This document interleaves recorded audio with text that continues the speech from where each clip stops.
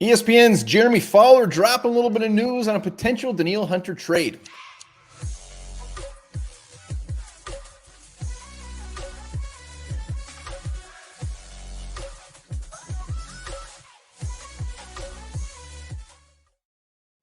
All right, welcome back to the Onebar and Lupagus show. I'm Onebar with Lupagus and Jeremy Fowler of ESPN, who is probably one of my favorite guys, dropping some news, is give a little nugget about a potential Danielle Hunter trade down the line. So we're going to talk about that.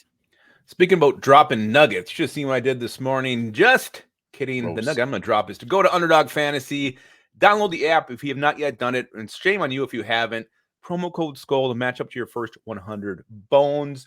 Also, to give you a little bit of a freebie, kind of a gimme when you're doing the pick 'em higher or lower. It's the easiest damn place to play fantasy, and it's becoming my favorite. In fact, it is my favorite. Yeah, I'm never going back. Underdog is my app. It is the easiest, and it is the most damn fun. So do that. Promo code SKULL. Do it now. But let's talk Danielle freaking Hunter, a guy that everybody's kind of like, are we going to trade him? What are we going to do? We're 2-4. We're out of it. But Jeremy Fowler this morning put it out there. I'll paraphrase a little bit. Basically, he will be highly sought after. We'll have a big market if he becomes available. Teams are not worried about his contract. 17 million, 10 million in base salary. So they're not worried about that. But what he says is that Minnesota, it's his understanding that despite some interest, Danielle Hunter will still be a Viking as long as they're in this. They're not just going to give him away right now. And then they say the sense is it will take a sizable deal to pry him away. One league exec who's very high on Hunter said he's not in position to give up a first rounder for him, suggesting that is the asking price. So a couple things to digest and take away here. Number one, you mentioned if they're still in the running. So apparently the Vikings, if this is true, which is another thing I was going to talk about, would 2-5, would that make them feel less likely? I mean, the trade deadline is what, Halloween, I believe, the 31st? 31st. So 20, yeah, so there actually would be another game before that. I mean, if you lose that one 2-6, is that enough to do it? What is the mark? Would they consider they're out of it? That, I think, is the first thing to look at here. Well, I'm glad you asked because I have that answer for you. You do. I don't, but my guess is 2-5 wouldn't be enough to move on from him because that stretch we have coming up is so beautiful as far as just getting back to 500 and even a game above 500. Mm-hmm.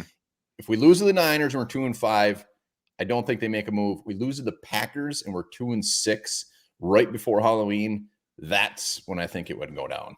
Talk about something scary for Halloween, losing to the Packers, losing Danielle Hunter. The other thing, too, to look at here, is this just the Vikings' way of driving the asking price up, that, hey, we want him, we're not going to give him up. Put that out there. Teams like, oh, man, we want him. We got to really pony up. Yeah, and I think Jeremy Fowler's right, though. I think there would be a big market for him. It comes down to that asking price. A first rounder for a guy leading the league in sacks for a potential of re-signing him to a longer deal. That's big time. I mean, if he's the guy that pushes a team over the edge to win a Super Bowl, Niners, whoever it is. I mean, there's a lot of teams out there. Jaguars have always been a team that is around Danielle Hunter. Let's get that first round pick, baby. I'm not giving him away. Yeah, as I've gotten older and older, first round pick, if that's what it takes to get to the Super Bowl, hell yes, give it up. I mean, if you're another team and that's what you really need, like a Danielle Hunter, I mean, come on. I mean, it's well worth it if you're a team who's on the cusp, waiting to make the push and needing one more piece to get there. I don't think a first round pick is too much to ask for. If you're the let's give it up for Danielle Hunter with 8 sacks, making his value just sky high for the Vikings. So we appreciate that. Even if you're not going to finish this year as a Viking, thank you for whooping serious ass and driving your trade value up. Well, and the other thing I think we should talk about here is, I mean, we both agree they're likely not going to re-sign him after the season anyway. So he's probably gone after we got 6 games in. We got 11 games left. This is the final stretch of having Hunter one way or the other. You might as well get something in return more than you'll get as a comp pick. Yeah, and to be clear, as long as we're out of it, I am all for trading Danielle Hunter. Thank you. But let's get something for you. Let's get something. And on the same side, go get a Super Bowl ring. Something we unfortunately are unable to do. Let's get something real nice. Real nice. So there it is. Jeremy Fowler dropping some nugs. Let us know what you think in the comments. Hit that sub button. We're only 47 away from 10 grand. Woo! And remember this, in a room with 23 people, there's more than a 50% chance that 2 people share the same birthday. It's what is known as the birthday paradox.